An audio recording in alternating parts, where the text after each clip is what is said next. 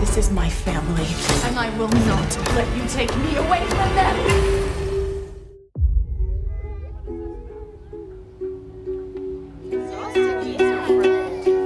Here we go. Hello, Matthew, little bumblebee. Where's a toast to motherhood and to new beginnings.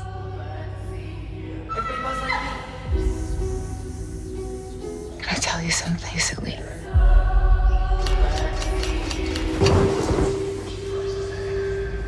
Sometimes I feel like I'm cursed. I think that everything's happening the way that it's supposed to. This cult could come back for her at any time. None of you can protect me from them. You wouldn't even know what to look for. Every time I see this series, I wish to drink a good glass of wine, and above all, the episode makes me very angry. Sean, tell me the truth. Were you already good at cooking, and this helped you to play Sean, or did you become good chef while acting on this series? It's a mix of the two. I love to cook. I could cook very well. My mother was a professional cook and cooked for other people, so I knew how to make saltimbocca when I was a very small boy. Food that people don't even know how to pronounce now and don't have no clue what it is. It's chicken and parma ham. So I knew that as a small boy, but this show has really improved that, you know, because I went to work in kitchens and I realized the difference between cooking at home and being a good cook to get flavors and the speed of cooking and making it precise every single time. So it's been a joy, you know, the learning experience has been fantastic, but yeah. Certainly my pasta's improved. So I can imagine the cooking for the rest of the cast in kitchen during the breaks of the series. Yeah. Oh yeah, it's great. Because usually food on shows is like not that it's made by like the prop department to look like great, but not actually taste good. This is a whole different world. It's great. So, Rupert, your character, Julian, is sometimes very arrogant, but very shrewd, crafty, and with several traits of madness in his mind, too. In this third season, will he become better, or will he always remain a cynical and not very likable character seen in the first two seasons? And how will this relationship with Lyanne will evolve after a sentimental important event that took place during the second season?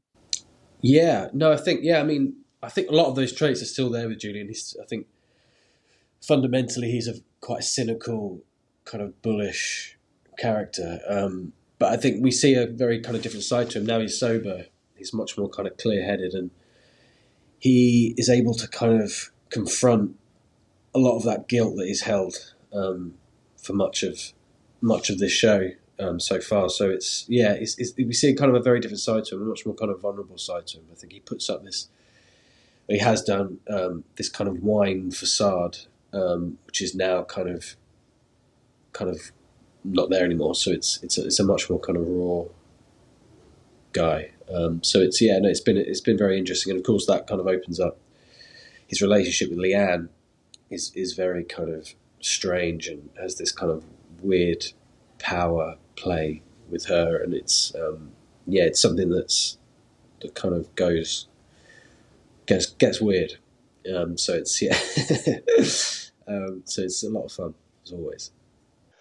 Toby, we will have the chance to see Sean finally take a breath and relax for a moment now that Jericho is in the house again, because in the second season in particular, he seems to be carrying the weight of all the family on his soldiers.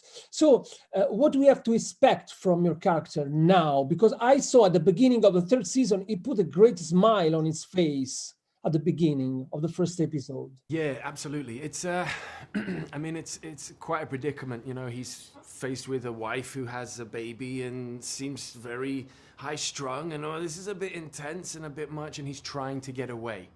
And then, of course, that leads to his ultimate guilt, which is that he tried his best to actually leave this woman who needed more help than you could ever conceive. You know, this is a huge responsibility. This is a very, self-assured woman who's very confident, and a baby kind of strips almost all of that away because now she's forgetting things and can't really do this, and has an emotional outburst. And so it's just very, very stressful. And so Sean now is put everything right, and Leanne might be doing this, and this is okay, and we can just keep everything at bay, and everything's good, right? We're good. And so I can go and do this thing. So he's trying to do a reset, and it probably won't work out well for him. Yeah, I think Leanne is definitely a very fun, interesting, challenging character to tackle. I mean, I've been playing her for close to 3 years now, and I still quite haven't figured out every layer of her yet. And they keep writing more elements to her and giving her all these different colors. And it's just, it's been a real privilege to play such a detailed character, and with such growth over the 3 years we've been shooting the show. She definitely has transformed into this sort of contorted version of the girl she was in the pilot. So it's just about sort of grappling with the wrongs and the rights of her, and trying to make her creepy but also somewhat relatable, and maybe sometimes you root for her and sometimes you're like, somebody punch this girl. But yeah, she's been a privilege to play. Lauren, Dorothy in the first season has to manage the pain of losing her son and the joy of having found him again, while in the second season she had to fight to get him back, showing a determination bordering on madness. What side of Dorothy should we have to expect now, and what will be the relationship between her and Leanne? Yeah, so Leanne and Dorothy start off in this sort of mother-daughter relationship, but where she's very concerned about her well-being, and but feeling really good because she has her son back, and she has, things are going well for Dorothy finally. So she thinks. Of course, she's been lied to constantly, but that doesn't stay nice for long, and it sort of devolves into the reality of the dysfunction that's going on there. And it's cool though. It's cool because it's like, as Nell's character Leanne starts to come into her own and develop her powers and get stronger and become a more willful and brazen teenager, it's like a cross between a mother fighting with the teenager and a battle over the safety of my son. So it's there's a lot in there that we got to play. It's really some great scenes, and Nell's such a beautiful actress, and it's really great. The thing that surprised me the most is the absolute attention to the details, even in the personality of your characters, and the impossibility of placing this series in a specific genre.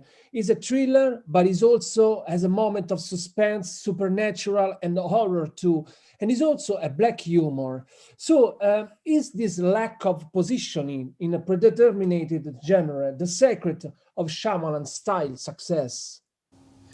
I think so. I think that it definitely plays a part in it. I think that the fact that you can't pinpoint this show to any sort of genre at all, just when you think, we have some episodes that are pretty much funny the whole way through. And then other episodes like season 1, episode 9 with Lauren's performance was so stunning. And it was the most heartbreaking episode, I think, of our whole show. And then that's followed by something that's incredibly creepy. So there really is so many different colors to it, and that's one of my favorite things about the show, is that you going into an episode, you never know whether it's going to be like a Weekend at Bernie's propping up Uncle George and walking him around, or whether it's going to be a mother trying to fight to keep her baby alive. There's, you really never know what you're going to walk into with Servant. So I think that's such an exciting element of it, and of M. Night's kind of flair, that he seems to bring that to a lot of his pieces. But I think it's done pretty beautifully with our show, hopefully.